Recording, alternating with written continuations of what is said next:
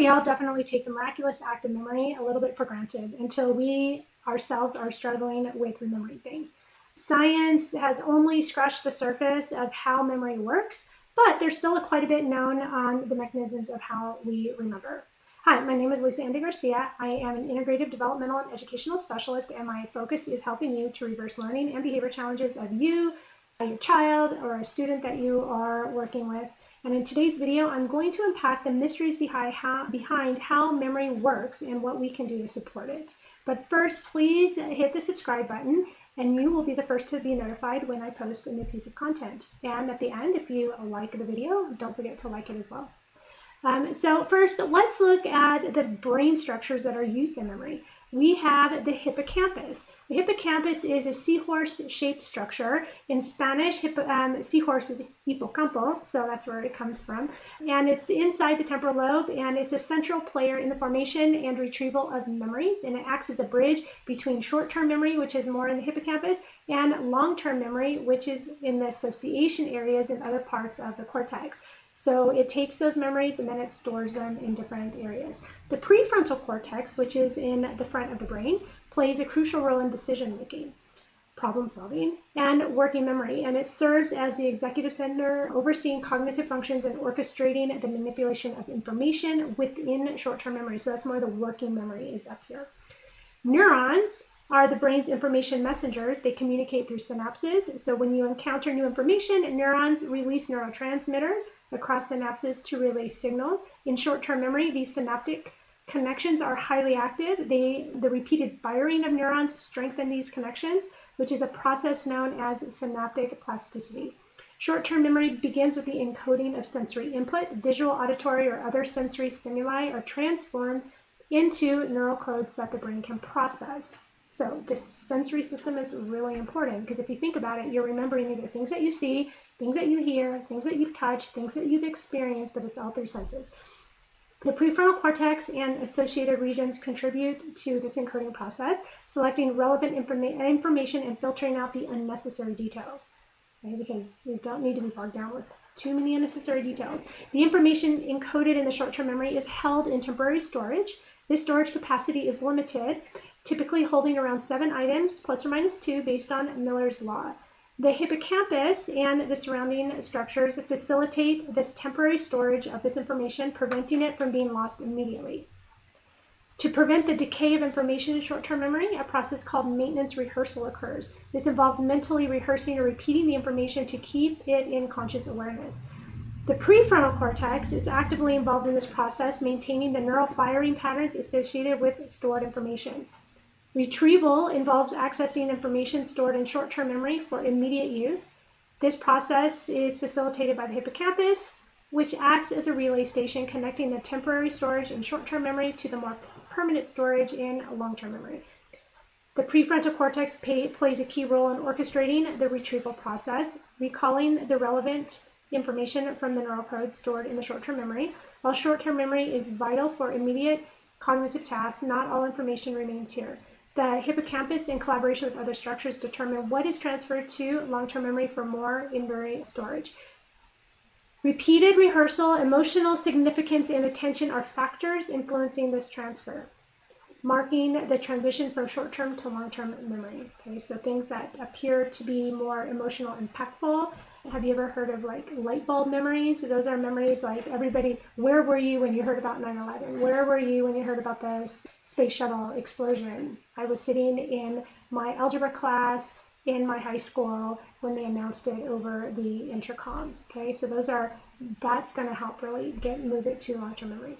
Understanding this dance between hippocampus and prefrontal cortex and the synaptic connections provides insight into how short-term memory operates at the neurological level. And this dynamic process highlights the brain's incredible capacity to juggle and manipulate information, allowing us to navigate the complexities of our cognitive world.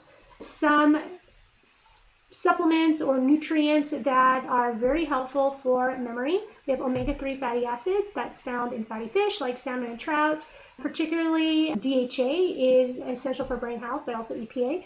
and supports cognitive function. Antioxidants may help protect the brain from oxidative stress, which can contribute to age-related cognitive decline. So getting good antioxidants, vitamin E, vitamin C, and other ones. Turmeric or curcumin. Curcumin is an extract from turmeric. It has anti-inflammatory and antioxidant properties. Some studies suggest that it may have neuroprotective effects and support cognitive function. When we have problems with our brain, a lot of times it's because of brain inflammation. So turmeric is good because it is anti-inflammatory. Ginkgo biloba is an herbal supplement that has been studied for its potential to improve blood flow to the brain. So you will see that a lot. And some research suggests it may have positive effect on memory. Bacopa monnieri is an herb used in traditional Ayurvedic medicine. It's been studied for its potential to enhance memory and cognitive performance. We also have phosphatidylserine, which is a phospholipid that is found. So we have phosphatidylserine and phosphatidylcholine. Those are two phospholipids that are found in the brain. But we have acetyl-L-carnitine.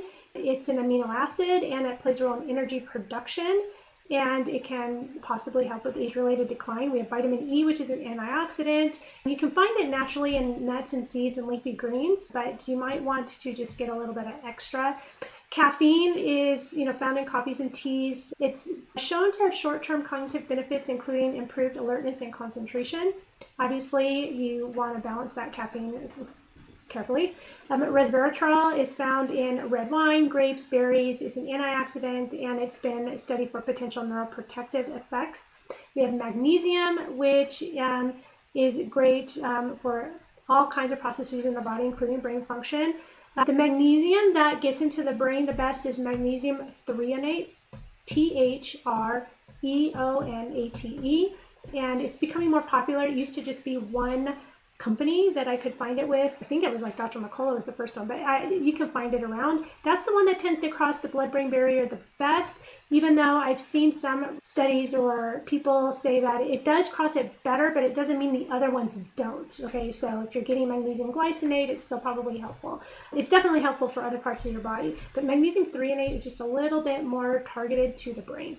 Vitamin B complex, including 612, folic acid. You don't just want like folic acid, you'd want more like folinic acid or methylfolate. Those are better than just straight folic acid, but they play essential roles in brain health and cognitive function, and a deficiency in these vitamins may impact memory and cognitive performance.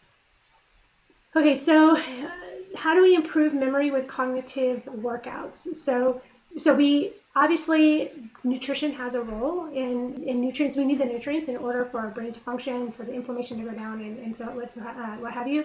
But you can also do cognitive tasks in order to improve memory, like do memory type tasks in order to improve memory. So anything that stretches your memory, like recalling a string of numbers, forwards and backwards. Most people on average can recall 6 digits. The reason that our phone numbers are separated by the dash is because we can remember chunks. And it was really funny because, in the US, we have the area code, which is 3 digits, then 3 digits, then 4 digits. And so you can remember a lot of numbers. And when I grew up, we had to memorize a lot of phone numbers. In Japan, my phone number on my phone that I barely ever used because we were just all in close quarters, there was 10 digits. So 4, 7, I guess it was the same number, but I never memorized my phone number because there were no dashes. So I guess I could have just put dashes in for myself to whatever, but it was just like 10, it just seemed like a string of 10 numbers. So we do have a general limit, but the more we practice to go beyond the limit, the more we'll be able to remember. We have, and I don't have it with me, I should have prepared one. So I have a paper, and what I'll do is I'll just show an image wherever I am right now. You probably can already see it. But if you do a task where you see these arrows, and if they are, let's say they have to say which direction it is, so they're saying up, down, left, right, or they're saying a color, or they're doing some kind of cognitive task. While they're doing that during the row, if you tell them a number and then their number, when they get to the end of the row, they have to have added those 2 numbers. So they're doing a cognitive task, and they are having to hold that information along the way, so at the end they can generate a response. Supporting long-term memory by making associations with things like names. So if you go to a memory expert, they will mostly be teaching you how, especially for names, you're like, I can never remember people's names. Well, they teach you, when you see that person, immediately associate them with something else. So it's about those associations. It's making those connections. So the more areas in the brain you're using, then the better you're able to memorize. When I was younger in school, high school, I studied a lot. And because I studied a lot, I was able to remember like which page, like in my science book, when I took a test, I could remember which page and which paragraph, and did I see that information. I did not have anywhere close to photographic memory. It's just that I studied it so much that I was able to remember. And I obviously, then eventually that goes away.